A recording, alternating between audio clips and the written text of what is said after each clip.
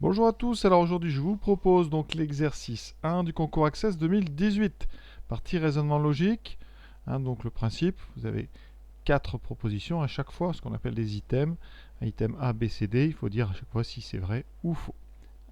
Alors ici on va parler de capitaux sur un compte bancaire. Donc on a Pierre et Colette, alors les initiales on prendra P et C.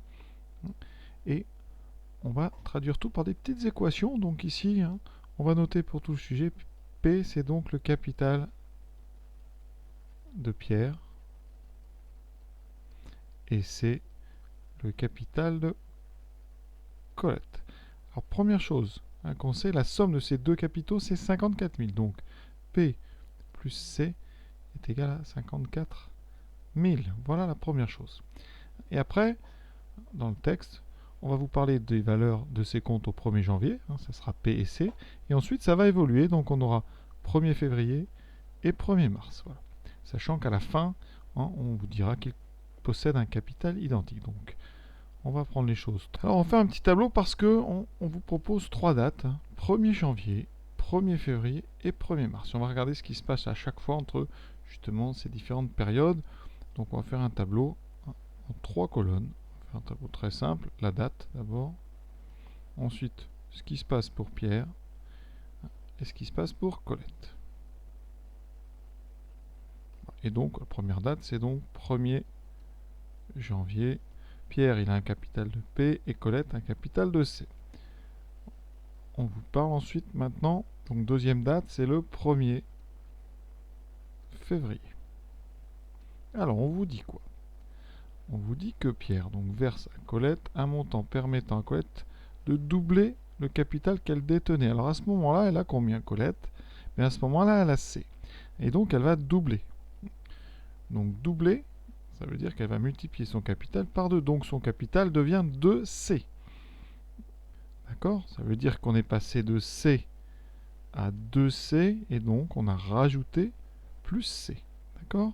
Donc Pierre, parce que c'est Pierre qui lui donne le montant, Pierre a donc perdu C puisqu'il les a donnés à Colette. Donc Pierre à ce moment-là n'a plus que P moins C. D'accord? La somme des deux, d'ailleurs P moins C plus 2C, vous pouvez vérifier, ça fait toujours P plus C. D'accord? Voilà donc ce qui se passe le 1er février. Maintenant, on arrive au 1er mars. C'est Colette, maintenant, qui va, alors je vais mettre ça en vert, donc qui va donner des choses à Pierre. Et elle donne à Pierre un montant permettant à ce dernier d'augmenter de moitié le capital qu'il détient à ce moment-là. Donc, à ce moment-là, elle dépose de P moins C. Et donc, ça va rajouter la moitié. Donc, on va diviser P moins C par 2, et c'est ça qu'on va rajouter. Donc, Pierre va avoir P moins C plus P moins C sur 2. D'accord? Ça veut dire que Colette lui a donné P moins C sur 2. Donc Colette qui avait 2C va perdre P moins C sur 2. Alors on va mettre ça sous une forme plus sympa. P moins C plus P moins C sur 2. Si on met tout sur 2, ça fera donc 2P moins 2C plus P moins C. Ce qui fait quoi? 3P moins 3C sur 2. Voilà, ça va nous permettre de faire les calculs plus simplement après. Ensuite, Colette, on va faire ça dans la marge. Elle a donc le 1er mars 2C moins P moins C sur 2. On met tout sur 2 encore. Ça fera donc 4C moins P moins C, donc ça fait moins P, attention, plus C. Ce qui me donne 5C moins P sur 2. Donc 5C moins P sur 2. Et dernière info, très très importante, on vous dit, je l'ai dit au début, qu'à la fin, il possède un capital identique. Donc ça va nous donner une équation, ça, vous voyez? C'est pour ça que j'ai tout mis sur 2. Ça veut dire qu'on a 3P moins 3C sur 2 qui doit être égal à 5C moins P sur 2.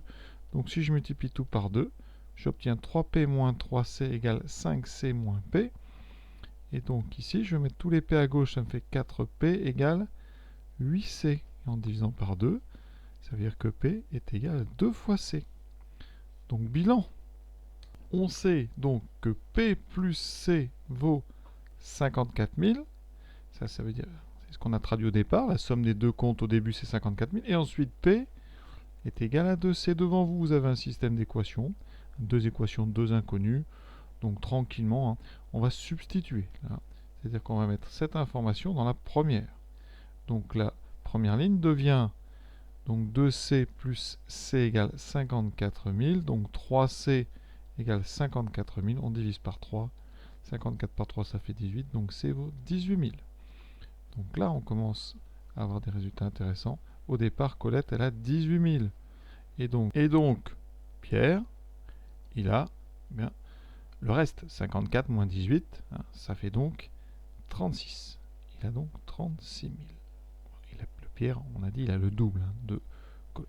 Et maintenant, on va faire un bilan. On va refaire tout ce qu'on a fait, mais avec ces connaissances-là. Donc 1er janvier, Pierre, 36 000. Colette, 18 000. La somme fait bien 54 000.